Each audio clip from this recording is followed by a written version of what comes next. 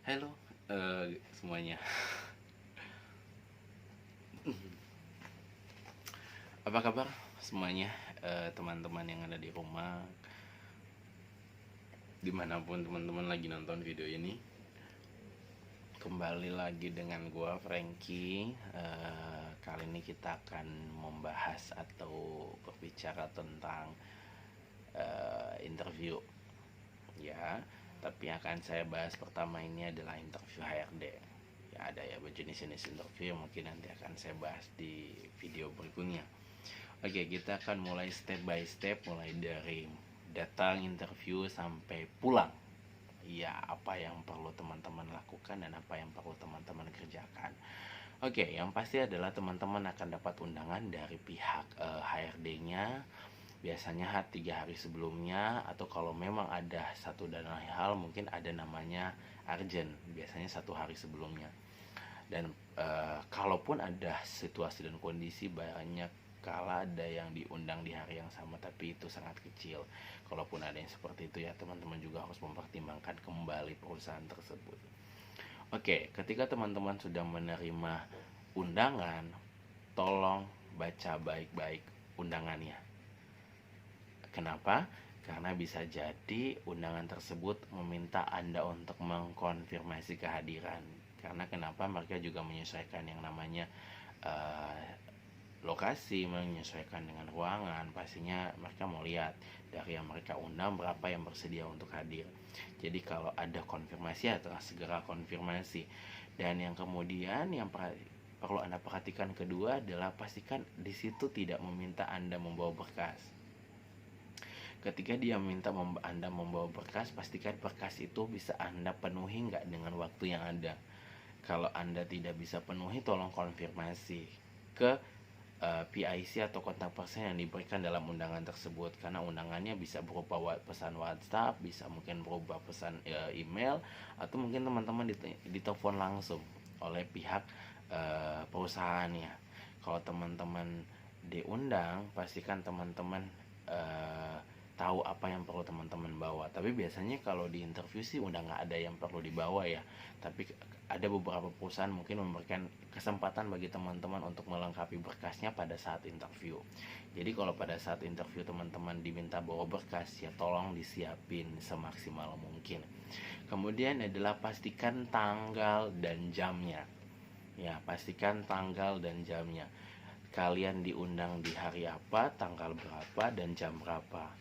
Ketika kalian sudah tahu tanggalnya, jamnya, Anda coba pastikan alamat di mana Anda akan interview, di kantor cabang kah atau di tempat lain yang sesuai dengan perjanjian yang ada di undangan tersebut. Dan Anda mulai mempertimbangkan dari sekarang, daripada saat Anda menerima undangan tersebut. Apakah Anda bisa mengikuti undangan tersebut dengan baik atau tidak? Maksudnya di sini adalah apakah Anda bisa mengakses lokasi tersebut.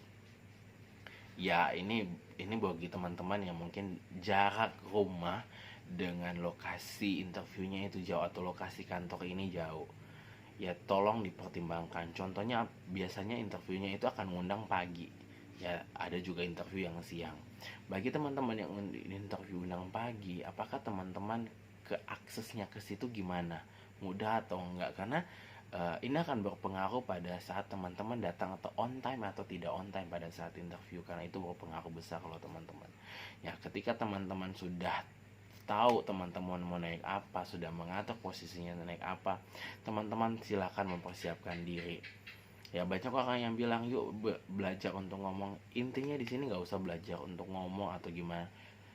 Yang penting adalah teman-teman menyiapkan mental tenang saja, pikirkan apa yang bisa teman-teman sampaikan pada saat interview, karena di interview ini tidak akan hanya kayak lisan, kamu harus hafal dan sebagainya. Biasanya enggak, tapi interviewnya akan lebih banyak tentang mengetahui atau menggali informasi yang tidak Anda sampaikan di CV, atau yang tidak Anda sampaikan pada saat ada namanya capture di psikotes.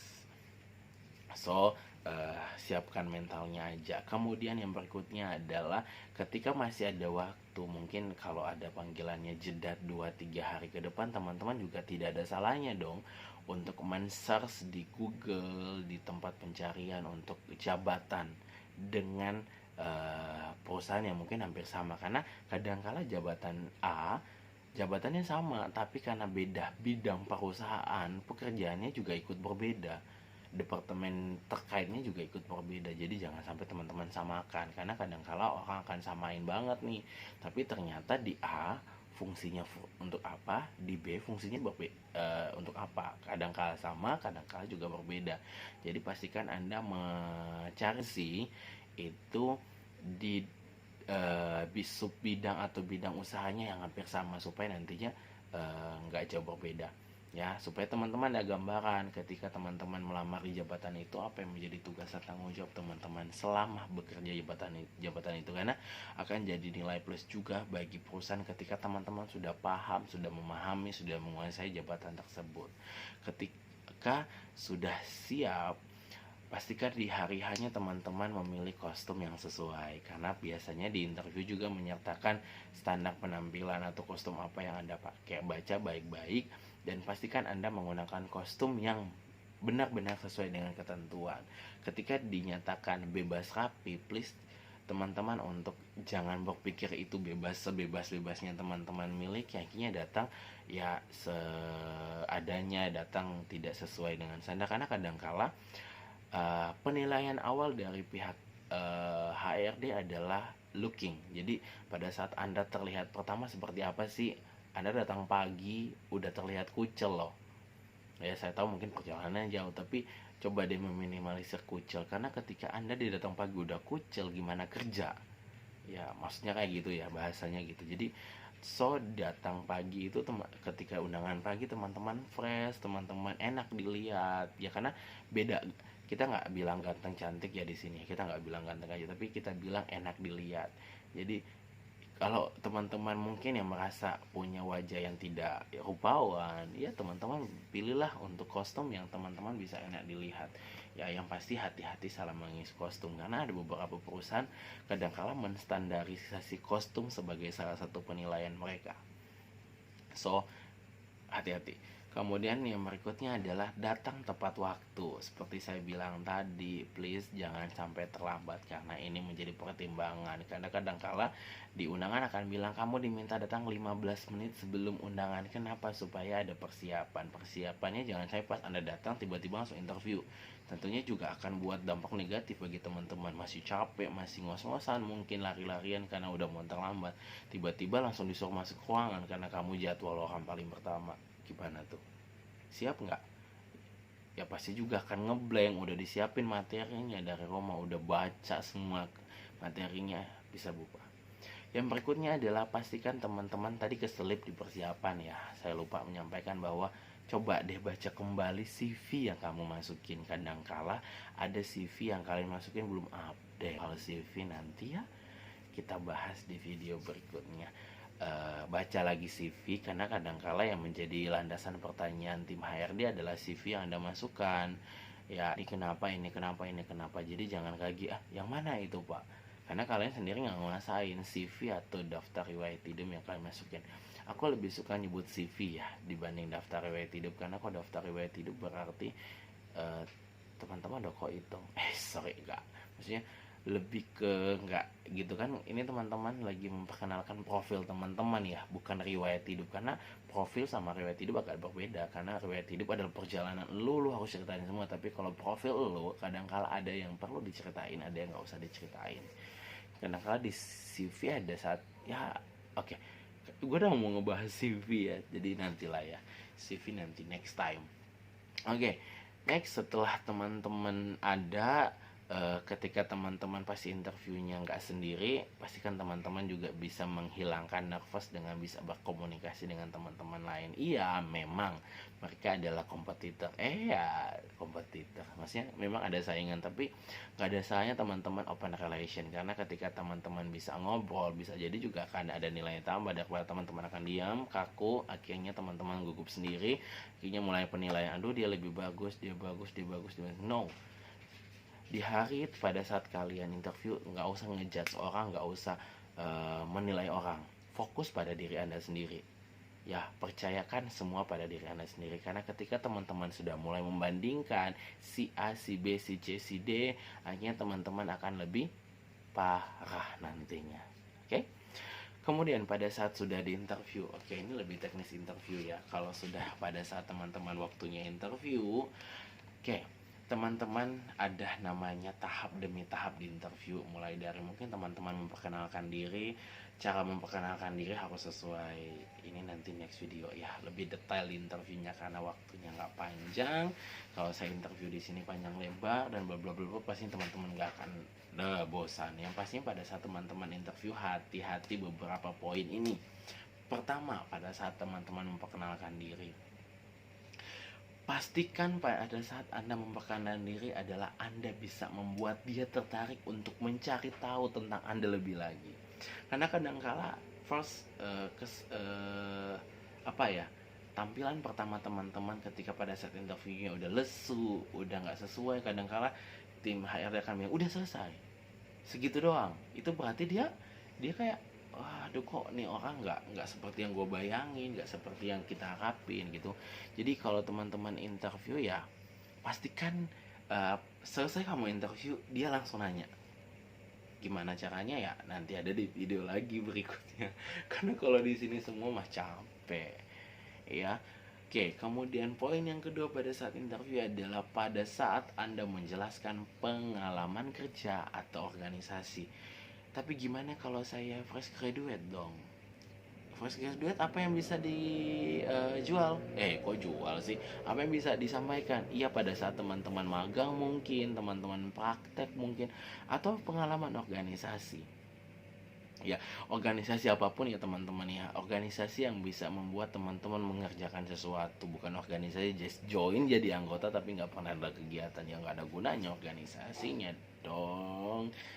Ya, organisasi lagi next kita bahas di periode berikutnya, apa sih fungsinya organisasi sama pengalaman kerja untuk melamar. Jangan di sini, udah waktunya udah mau habis.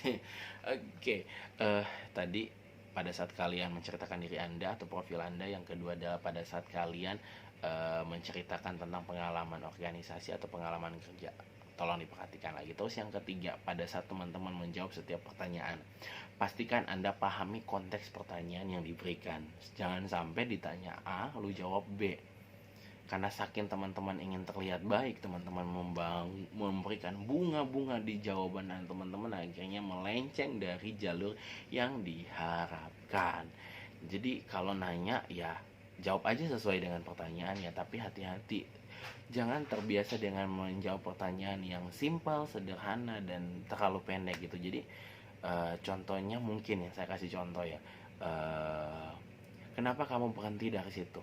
Ya Pak, kita udah nggak suka.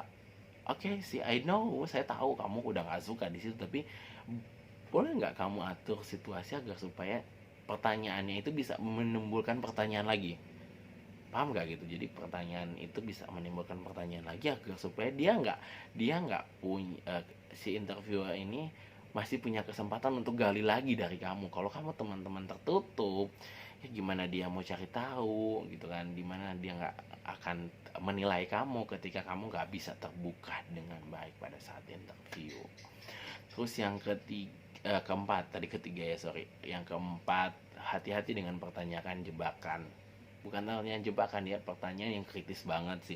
Kok gue ngundangin jebakan sih? Pertanyaan kritis, karena pertanyaan ini akan mencoba menggali kemampuan daya analisa teman-teman, atau mungkin menggali atau mengetahui kalau teman-teman ada terjadinya kayak gitu, kira-kira apa yang teman-teman lakukan. Biasanya itu akan lebih ke resiko ya, resiko kalau gini kira-kira mau gimana. Jadi pilihlah jawaban yang demokratis. Kok malah fakta ya.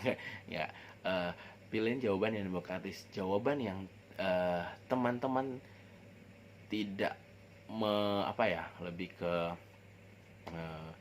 tidak mementingkan ke beberapa pihak, tapi teman-teman lebih mendemokrasikan jawaban teman-teman.